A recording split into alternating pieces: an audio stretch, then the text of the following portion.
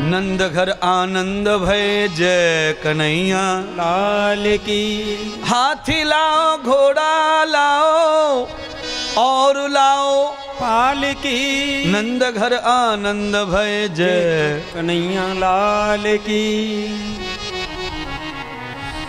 जवानन को लड्डू पेड़ा बूढ़े न को लाफसी।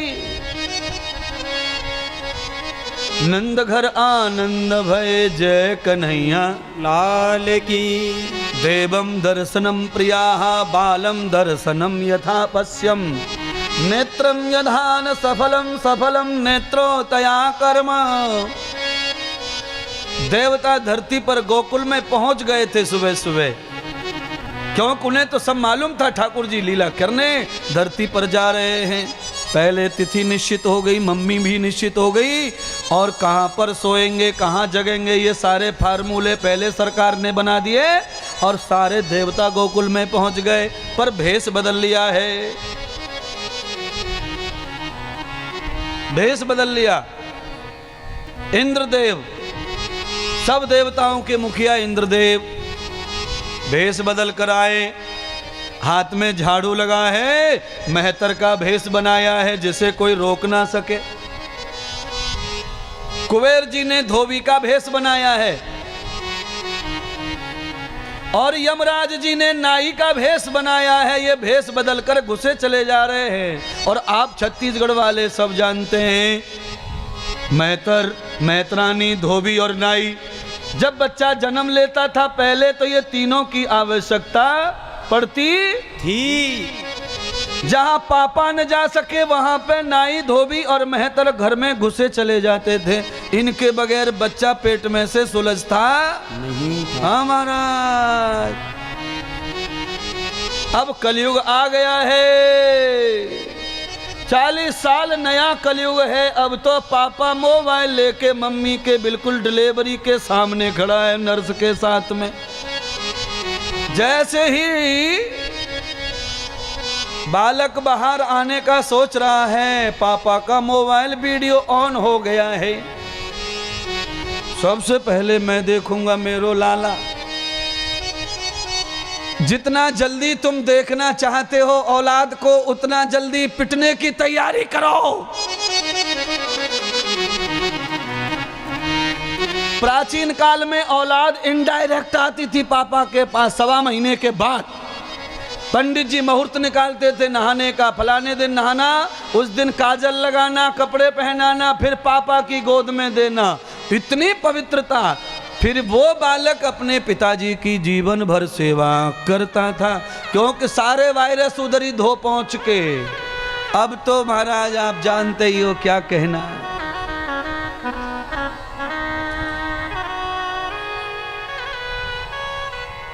बंदर की प्रजाति का फोटो निकाल रहा है। बच्चा जब बाहर आता है मां के गर्भ से, उस समय बच्चे का आकार बंदर के बच्चे जैसा ही, फिर थोड़ी हवा लगती है, फिर आकार बदलता है, फिर वजन बढ़ाता है, फिर चमड़ी उसकी टाइट होती है। इतने सारे काम तो 10 मिनट में हो जाते महाराज। और 7 महीने में 7 बार रंग बदलता है।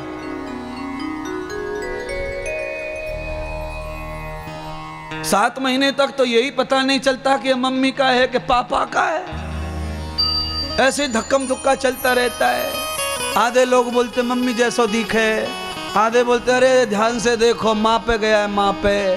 फिर हमारे जैसे चतुर बोलते नहीं ये तो मामा पे गया है।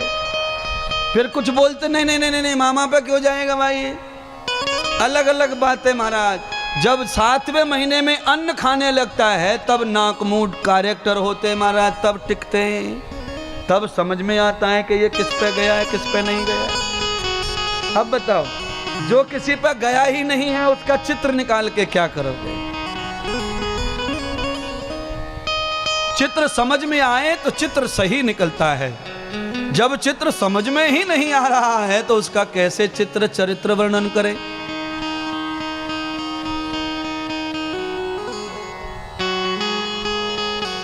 सारे देवताओं ने लाला के दर्शन कर लिए और दर्शन करके देवता तो प्रातः सूर्य चले गए।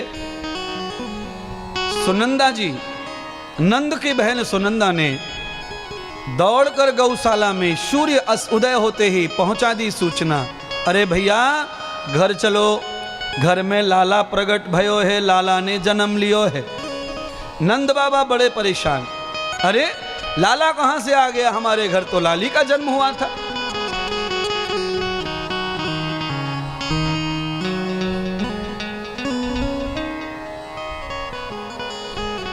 नंद जी भी स्मरण कर रहे हैं, सही कह रही है बहन, आज सुबह 4 बजे मुझे भी सपना आया। क्या देखा सपने में, यदम बालो वस्त्राणाम यदो रूपकट वस्त्रयः। ए बहन, आज 4 बजे मैंने सपना देखा, एक छोटा सा बालक आकर मेरी धोती खींचकर मुझे जगा कर कह रहा, बाबा बाबा बाबा उठो बाबा। लगता है मेरा 4 बजे का सपना सच हो गया, मेरे घर में लाला आ गया। इसीलिए छत्तीसगढ़ के लोग कहते हैं महाराज कि 4 बजे सपना जो देखते हैं वो सच ही होता है। नंद बाबा दौड़ के घर आए, देखा पूरा गांव जुड़ा हुआ है, लाला पालने में खेल रहे।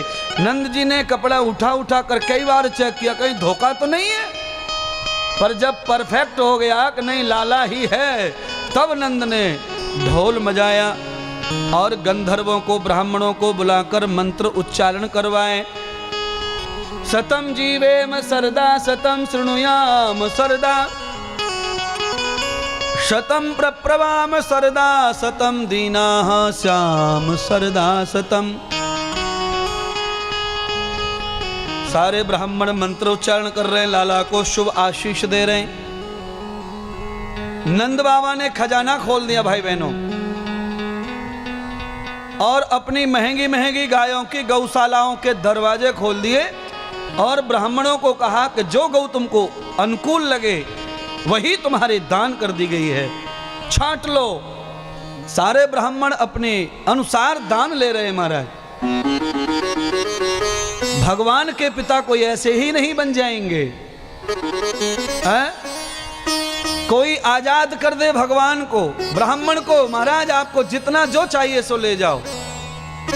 अरे आप हमारे आंगन पधारे, यही हमारे भाग्य की बात है। ये संपत्ति दान दक्षिणा ये तुच्छ है, इसका कोई मूल नहीं है। ये तो कितनी भी दे लो या मत दे लो, ये तो खर्च होने वाला सिस्टम है हमारा। पर भगवान का घर आना ही काफी है, गुरुदेव का घर आना ही काफी है, सर्वस्व चला जाए। ना साथ लाए थे न ले जाएंगे। जो जो चीज हमने नहीं देखी वो हमने अपने परिश्रम से देख ली। आप में से कितने लोग ऐसे हैं जो बहुत छोटे घर में रहते होंगे पहले, और देखते देखते बंगले वाले हो गए महाराज। एक कार पीछे खड़ी है, एक बगल में खड़ी है, पुरानी हो गई है, बेचते नहीं है, जरूरत ही नहीं है।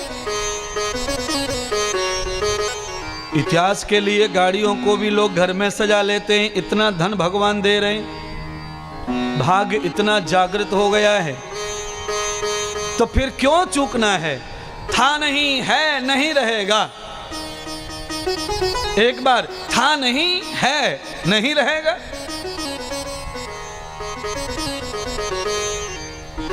जिनके पहाड़ों पर किलोमीटर लंबे चौड़े किले हैं, आज उनको पानी चढ़ाने वाला श्राद्ध करने वाला मौजूद नहीं है। और जो उन किलों में नौकरी करके झाड़ू पोछा करते थे, आज उनकी हवेलियां खड़ी हैं महाराज।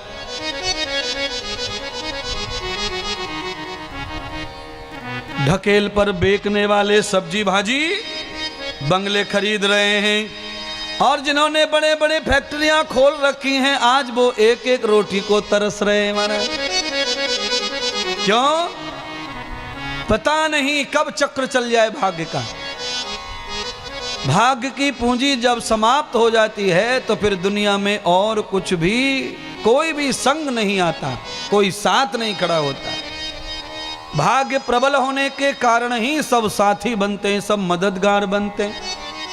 इसलिए हाथ जोड़ के प्रार्थना करते व्यासपीठ से कम से कम इतना दान पुण्य इतना भक्ति जरूर कर लो कि आपत्ति काल में कहीं गिर जाओ रोड पर तो उठाने वाले मिल जाएं, नहीं तो वो भी मिलते नहीं है। तड़प तड़प के प्राण छोड़ देने पड़ते हैं महाराज।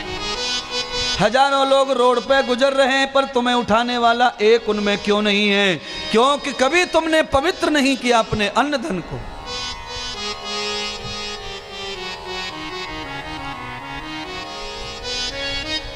बिना पुण्य प्रताप के कोई मदद नहीं करता महाराज। आपकी मदद भी तब ही होगी जब भगवान प्रसन्न होंगे। जा पर कृपा राम की होई, ता पर कृपा करत सब कोई। राम कृपा कर देंगे तो हमारे जैसे भी कृपा करने में पीछे नहीं हटेंगे, बढ़ती जाएगी कृपा महाराज।